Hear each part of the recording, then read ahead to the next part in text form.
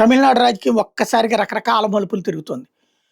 స్టెంగోజియన్ ఎవరైతే పళని అంటే ఏఐఏడీఎంకేకి సంబంధించినటువంటి మాజీ ఎమ్మెల్యే, మాజీ మంత్రి ఇప్పుడు అకస్మాత్తుగా ఎళ్లి టీవీసీ అధినేత విజయ్‌తో భేటీ కావడం ఒక సంచలనం సృష్టిస్తుంది. దాంతో ఏఐఏడీఎంకేలో చీలికలు తప్పవా అన్నటువంటి కాన్సెప్ట్ ఒకటి వెలుగులోకొస్తుంది.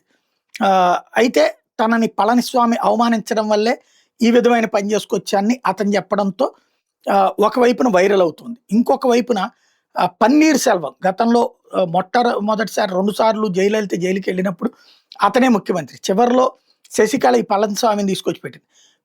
పళనిస్వామి అధికారంలోకి వచ్చాక, జయలలిత చనిపోయాక శశికళని తను పక్కన పెట్టేశాడు.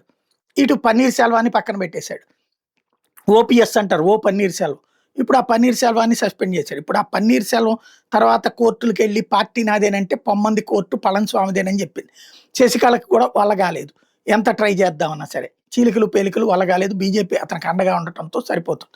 ఇప్పుడు పన్నీర్ సెల్వం ఒక అల్టిమేటం ఇచ్చాడు. తనది దేవర కమ్యూనిటీ, ఈ మన జూనియర్ ఎన్టీఆర్ సినిమా ఉంది కదా దేవర, ఆ కమ్యూనిటీ అనమాట.